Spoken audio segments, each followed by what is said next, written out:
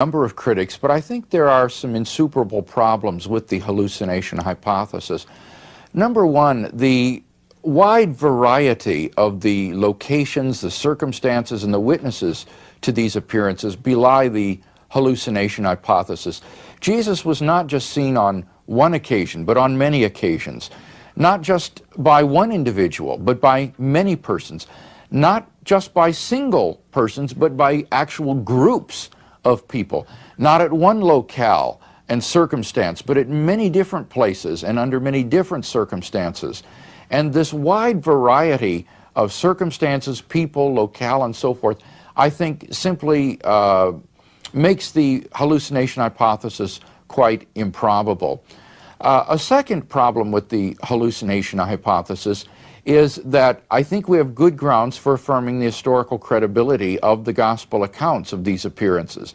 And these appearances were clearly physical and bodily appearances. I do not think that you can dismiss this element of the narrative as being merely legendary, because it is unanimous throughout the narratives, it's consistent, and also the date of the Gospels is too close to the time of the events recorded to have allowed such a total corruption of non-physical appearances into this consistent and unanimous tradition of physical appearances. So the very physicality of the resurrection appearances, I think, undercuts the hallucination hypothesis. A third problem with the hallucination theory is that I do not think it accounts for why the disciples came to proclaim the resurrection of Jesus. You see, the Jewish concept of resurrection differed from the resurrection of Jesus in that the Jewish conception was always a resurrection after the end of the world, at the end of history, and it was always a general resurrection of all the people, never of an isolated individual.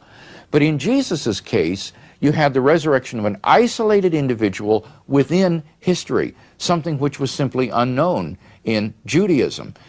The Jewish frame of thought had another category which would have nicely explained hallucinations if the disciples had had them, namely the notion of assumption into heaven or translation into heaven. Certain Old Testament figures such as Enoch and Elijah did not physically die, but were assumed directly into heaven. And this category could be applied to recently deceased persons as well as living ones. So that had the disciples seen hallucinations of Jesus, they would have seen hallucinations of Jesus glorified in Abram's bosom or in paradise. This is where the souls of the righteous dead went to be with God when they died. And seeing hallucinations of Jesus glorified like this would at most have led the disciples to proclaim the assumption or the translation of Jesus into heaven, not his resurrection from the dead, which went decisively contrary to Jewish thinking in at least two fundamental respects. And finally, number four, the hallucination hypothesis says nothing to explain the fact of the empty tomb. You have to conjoin some additional independent hypothesis to the hallucination theory in order to explain the empty tomb. But the single hypothesis of Jesus' resurrection from the dead explains both the appearances and the empty tomb, and therefore has greater explanatory scope and simplicity, and is therefore the preferred explanation.